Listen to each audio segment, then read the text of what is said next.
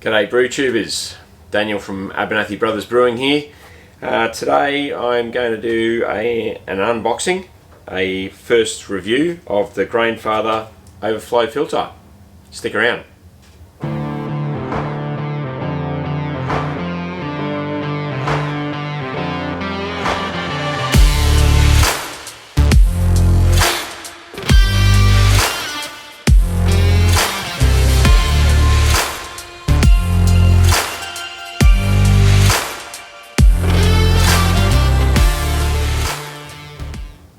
Righto, I've recently purchased the Grainfather Overflow filter. It's not that much of an unboxing, it's pretty straightforward. Open up the lid and that's pretty much it. So, what does it look like? There's the filter. It's stainless mesh with a small circle on the bottom where the recirculation pipe sits. Why have I decided to use it? I have been using the tea strainer method, if you will, over the top of the overflow pipe to stop grain husks or small particles of grain going down the overflow pipe. Quite a few people do use this method. I have found though, however, if you've got a large volume in the Grainfather, the wort level gets to right to the top and you've only got about a centimetre and a half, that's the width of the pipe. If grain covers that hole, then the overflow stops working or no wort goes down the overflow. And I've found that the wort level actually rises quite a lot higher than the top of the overflow pipe. So I stopped using this particular filter and had wort go down the overflow pipe, not a problem, and it would circulate. Obviously there was a bit of grain husk and small particles that would wind up in the bottom of the Grainfather. I've never had any scorching issues, mind you, none at all. But what I wanted to do was to look at another way of using the filter. Now, if you can mess around with your crush, get to the point where the crush is such that there is actually no real fine particles that are moving around. I'm happy with my crush at the moment. I'm getting 80% mash efficiency with it, so I just want to keep using the crush as it's currently set. So the idea of this particular overflow filter is to sit over the top of the overflow pipe. It will sit on top of the top plate, the grain bed, and the recirculation pipe will come in on the top, on the outside of the filter, and the filter itself will stop any of the grain particles going back down the overflow pipe. So why do I think, I haven't tried it yet, today will be the first try of this filter. Why do I think it's possibly better? We'll find out. It's the surface area. So at the moment, as I said, you've really got a centimetre, what is that? Let me just check it for you. Centimetre and a half, top of the pipe, not a large amount of surface area if you're catching grain. This has obviously got a very large surface area in comparison, where it can stop the grain flow coming in. I have seen some comments on some of the Facebook channels about the need for it, so we'll find out today. The other question that people have been asking is, will the weight of the filter push down on the top plate? Quite a few people who brew with the Grainfather notice that the top plate does actually sink down quite a lot during the mash process. I certainly find that from time to time as well. I don't find that the plate drops down itself a lot. It's usually when I'm sparging and I'm actually pushing it down. The weight is only fairly light, so I don't believe it will contribute to pushing the top plate down. We'll find out. The other piece is, if it does, it would need to drop down this far before the wort starts coming over the edge. So what about the filter itself? So it's 11 centimeters in diameter. That's 88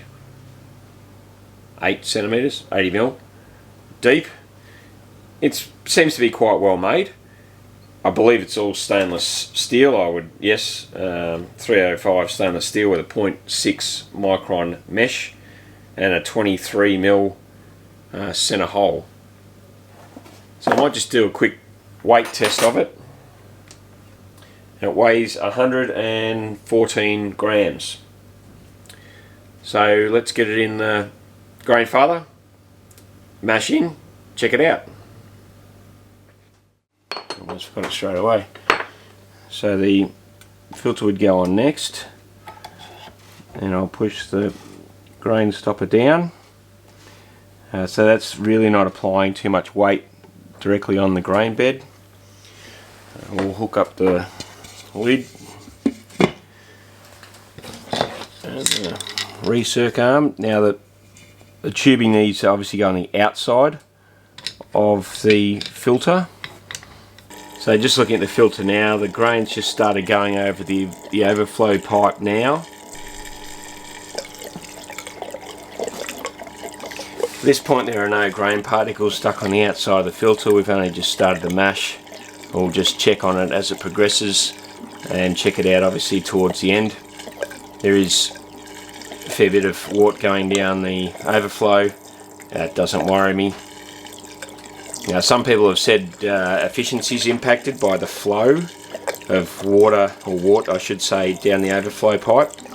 I don't believe that to be true. At the end of the day, the water's in contact with the grain, and that's the important part. If you think of a brew in the bag setup, there's no recirculation at all. You're just sitting the grain, the malt, into water and essentially just leaving it sit. Obviously the overflow pipe there is to make sure that the element at the bottom of the Grainfather doesn't run dry. The water was rising up a fair bit on the sides of the filter, and it wasn't letting a massive amount of wort through, and I think it was doing an amazingly good job. I did come through and just with some gotchas here, I just pushed down the grain that was actually gathering on the side of the filter, and that allowed wort through quicker and dropped the level of wort that was circulating on the outside of the filter.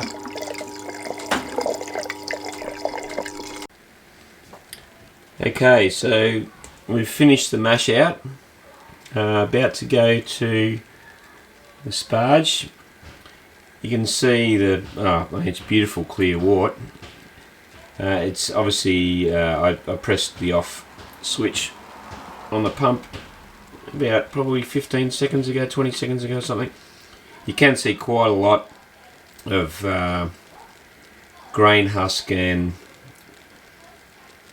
flour and other bits and pieces, finer particles stuck on the side of the filter. I'll pull it up after I've sparged and we'll have a bit of a closer look at it. So you can see from the filter that it has actually collected quite a bit of husk and finer particles of grain through the mash. Now, as you saw in the video, because of that it did restrict the flow of the wort through the side of the filter, which meant the wort did come up a bit. Same kind of thing I was explaining with the shorter T filter, but you can see it's done a pretty good job at removing those particles from the filter. It didn't drop the top plate down. When I've started sparging, I have pushed the top plate down, and the grain has sunk quite a bit, but the filter itself didn't push down on the top plate. Am I happy with it? I am. Am I going to use it again? I clearly will. The thing I will need to keep an eye on is the amount of grain that's caught up on the filter and the impact that has on the flow of wort through the overflow pipe, and how much that ultimately pushes the beer up the sides. But I think, as I showed before, there is quite a lot of grain there. Now that can obviously be, I just cleared that off with my finger before, that can obviously be changed based on the crush and whatnot. I didn't crush this grain. I'll put this out as a separate video just about the filter. I hope you've learned something. Anyway, give us a like and subscribe, and we'll talk to you next time.